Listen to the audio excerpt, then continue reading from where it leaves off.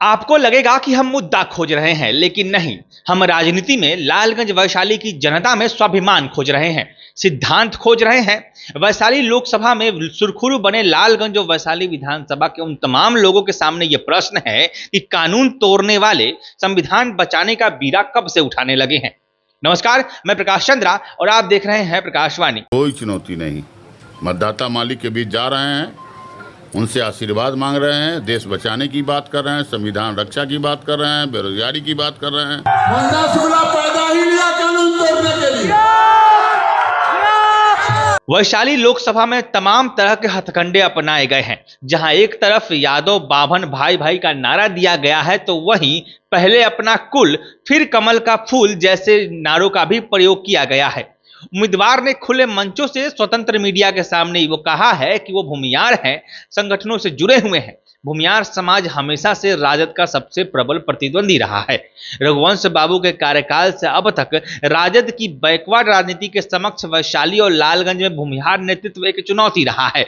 शायद इसीलिए यही कारण है कि लालू यादव जब लालगंज विधानसभा चुनाव में प्रचार करने आते हैं तो कॉमर्स कॉलेज के प्रांगण से जबरा तोड़ देने की बात करते हैं। लेकिन आज का समीकरण बदल गया है।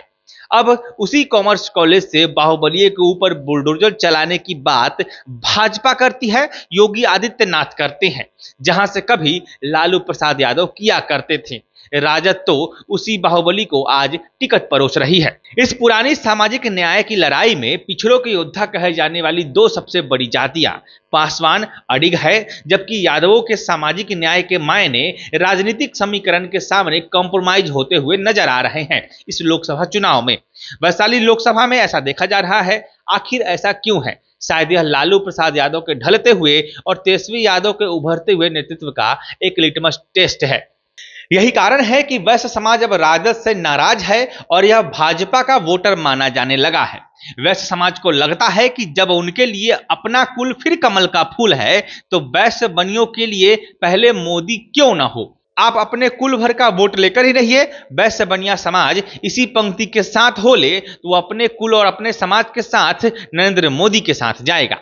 अगर ऐसा होता है तो सारे समीकरण, सारी हवाबाजी धरी की धरी रह जाएगी। हाजीपुर और वैशाली लोकसभा में दो स्पष्ट अंतर नजर आते हैं।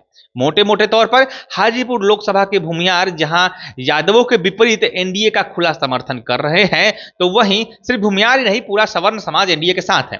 तो वैशाली में वही भूमियार यादवों से उन्हें समर्थन करने की अपील कर रहे हैं, भाईचारे की बात कर रहे हैं। एक बार जैसे यादव लोग हैं तो लंटन साहब के पक्के माने जाते हैं, एमवाई समीकरण का। तो तुम्हारा इस एरिया में महनार, जो हम सदैव बुजुर्ग है, चाहे महनार रोड में भूमिहार राजपूत ब्राह्मण जो फॉरवर्ड कम्युनिटी आती है, वो किनको जा रहा है? BJP, only BJP, Chirag Paswan.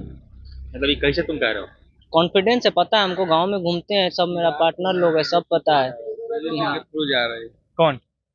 जितना जो ब्राह्मण राजपूत भूमिहार का वोट है वो चिराग को नहीं, बीजेपी को मिल रही है, एनडीए को। हाँ। आपका? संजय कुमार पांडे मेरा नाम है सर। तो आप लोग तो भाई कोर वोटर माने जाते हैं बीजेपी के। जी सर, तो हम बिहार में। हाँ सर, हम लोग तो भूमिहार हैं। भूमिहार तो स्पष्ट रूप से बीजेपी का कैडर है। छपरा में भी यही माहौल है। खाली भूमिहार की ब्राह्मण राजपूत साहब जी, वो चारों कास्ट। अरे भूरा बाल साहब को मतलब समझ लीजिए। अब क्या है, हाजीपुर में फॉरवर्ड वोट किस तरफ जा रहा है? हाजीपुर में तो इधर जा रहा है सारा फॉरवर्ड वोट। हाँ, फॉरवर्ड वोट जो है तो चिराग जी को मिल रहा है। इस मित्रता को देखकर कुछ ऐसा ही लगता है कि जैसे दो पुराने दुश्मन हाथ में खंजर लेकर एक दूसरे से गले मिल रहे हों। वैशाली में वीणा देवी के खिलाफ तमाम आक्रोश है, लेकिन उसके बावजूद भी उनके समर्थक लगातार जुट रहे हैं, भीड़ इकट्ठा हो रही है। मुन्ना शुक्ला लोगों के दिलों में है, लेकिन संसद में रहेंगे कि नहीं रहेंगे ये अभी कहना मुश्किल है। इतना साफ है कि बीच बाजार मुन्ना शुक्ला की खिलाफत खुले तौर पर कहने की हिम्मत आज भी जनता में नहीं है। ऐसा कोई करता है तो शाम होते होते उसको कम से कम 10 फोन आ जाते हैं। इसलिए समझने की चीज है, अगर चैनलों पर कोई मतदाता अपने वोट को नहीं खोल रहा है या फिर इधर उधर की बातें कर रहा है, इसका मतलब है कि वो वोट मुन्ना शुक्ला को नहीं जा रहा है। इसके विपरीत वीणा देवी के लोग खुलेआम आलोचना कर रहे हैं, जमकर उनको भला बुला कर रहे हैं, कह रहे हैं ऐसा करने की कोई मनाही या कोई दबाव उन पर नहीं है। वीणा देवी के समर्थक मुन्ना शुक्ला के समर्थक से ज्यादा लोकतांत्रिक नजर आ रहे हैं विरोध को दबाने के मामले में। लोकतंत्र बचाने की बात करने वाले इस बात पर भी जरूर गौर करें। हवाई माहौल और धमकाने वाले 25-50 फोन कॉल्स धरे के धरे रह जाएंगे जब पिछड़े समाज को लगेगा कि यह सही समय है घरों से निकलकर आवाज देने का।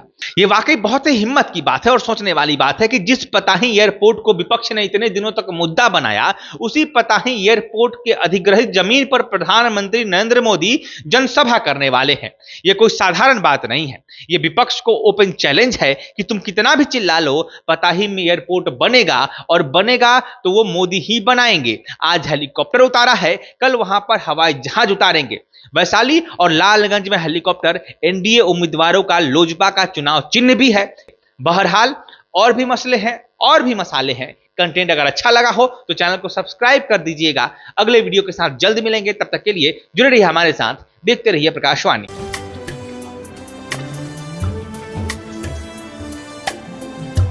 जय बिहार सरसों तेल, सस्ता नहीं कुछ अच्छा खाइए।